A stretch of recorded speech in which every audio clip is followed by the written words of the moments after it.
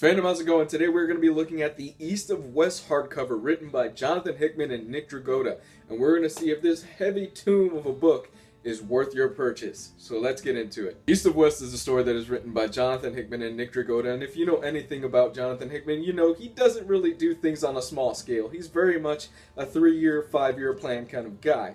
And that is also a detriment and a great thing in my opinion. We're going to get into that a little bit later on when I talk about more of his writing style and things like that. But Jonathan Hickman is a guy who he's doing a lot of work right now at Marvel.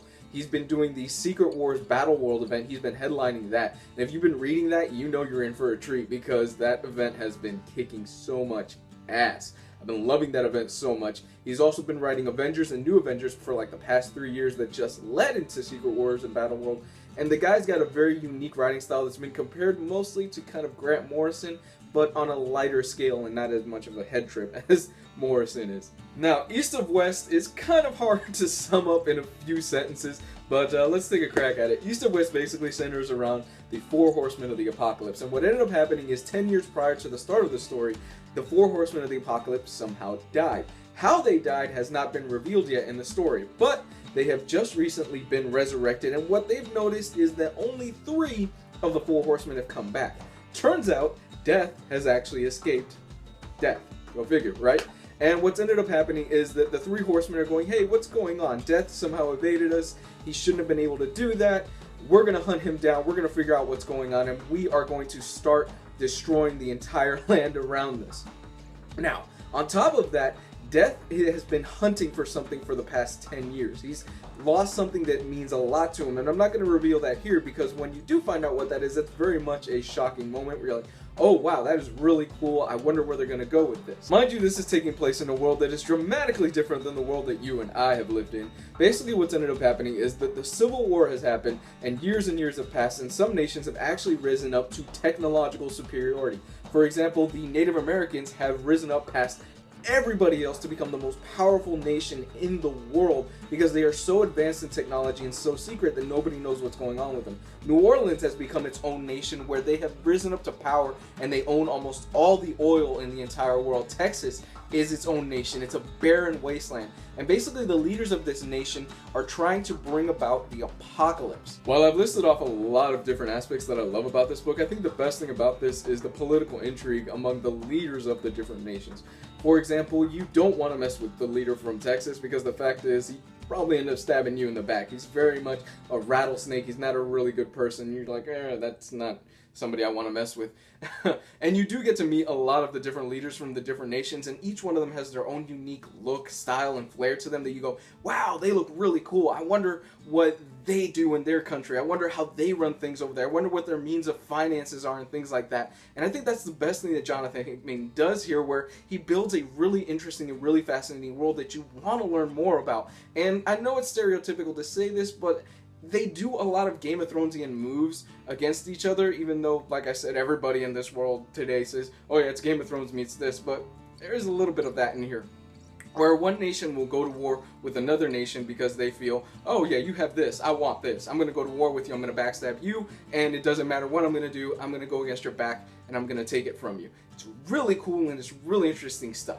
I mentioned earlier on that I have some issues with Jonathan Hickman's writing. Not that he's a bad writer, far from it. It's just that the guy tends to play the long game where he'll set something up in issue 1 or issue 2 and it doesn't pay off for like 30 other issues. And it was worse when he was first starting out. He's actually gotten a lot better at it over the past few years. Well, he'll give you more information and he'll give you a little bit more exposition than he used to. Especially in the first issue of this, where you're reading the first issue, chances are you're going to be confused and going, what the hell is going on in this world? It doesn't really make sense. Stick with it. It's very interesting stuff, and I think you will be rewarded if you make it through at least the first trade. So what I'm going to do is I'm going to actually recommend if you go out, pick up the first $10 trade, read it, see if you like it, and if you do, go out and pick up this hardcover edition because really it only gets better after the first trade because he keeps building on what he lays down in the first few issues. Let's talk about the art in this bad boy for a moment, and I gotta say Nick Dragotta kills it on here. The pencils in here look amazing. They are incredible. They are some of the best art that I've seen on the stand, and he's probably my second favorite artist that is working right now. My first would probably be Matteo Scalera on Black Science, if you guys are wondering. But I think that the art in here is beautiful. It really is. It's something that you really have to see to behold. It's hard to explain. He's got this lush style, and his pencils they flow beautifully from panel to panel. His character designs are awesome. I absolutely love the work that he does with the Four Horsemen of the Apocalypse. They each got their own look to them. They each got their own color to them, and their color kind of represents what they are. For example, War is colored in red because blood and things like that. It's really cool and it's really interesting stuff. There is a fight sequence in the middle of this book that is one of the best fight sequences that I've seen in a very long time, that stars this Texas Ranger versus Death. Then it's just so awesome. And the thing is, the Texas Ranger is actually holding his own against Death. He's actually fighting Death and winning for a while in the middle of this fight, and it's so badass. I'm telling you right now, the star of this show is definitely the art in this book. At this point, you're probably wondering, well, that's great and all, but what am I getting in here aside from me just picking up the trade paperbacks? You are getting the art in a slightly larger size format. Here is Volume 1, which is included in this hardcover, so you can get a sense of the size of it. So it is a little bit bigger than the standard trade paperback. You are getting the first 15 issues of East of West collected in here. The spine design, it's okay. It's pretty cool. I like it. It's serviceable. I like that as well.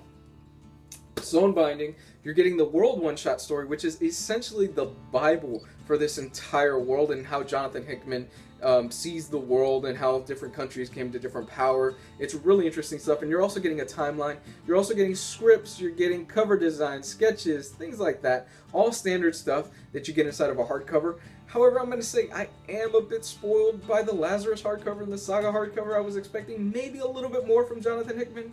Who knows, maybe in like a future deluxe edition, we'll get something a little bit more, but that's because I'm spoiled and I just love my special features. Overall, if you're a fan of Jonathan Hickman's work, you know what you're going to get here. You're going to get a really interesting world, you're going to get really interesting characters, and you're probably going to enjoy the slow burn up to the big explosive moments that Jonathan Hickman is known for. However, if you are not a fan of Hickman's work, or if you've never read East of West, what I'm going to do is I'm going to urge you, go buy the first trade. 10 bucks, if that. You can probably find it even cheaper used on Amazon or online or something like that. Read it, see if you enjoy it, and if you do, pick up this collection, because Hickman really only gets better with time. It's like a slow wine. It's like a wine. It ages better with time. I really enjoyed this, and I think for 25 bucks, you're getting the first 15 issues. You're getting a good amount of special features on here, and it's a really interesting story.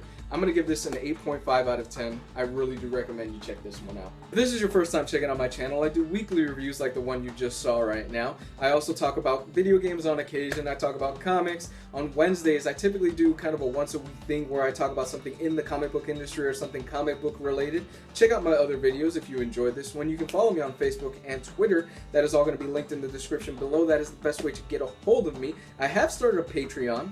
If you want to kick me back some cash for these videos, I would really appreciate it, because Lord knows these hardcovers are expensive. But thank you very much for checking out this channel. I love hearing back from you, and if you have read East of West, which one of the Four Horsemen of the Apocalypse is your favorite? Love hearing back from you. Comment below. Bye.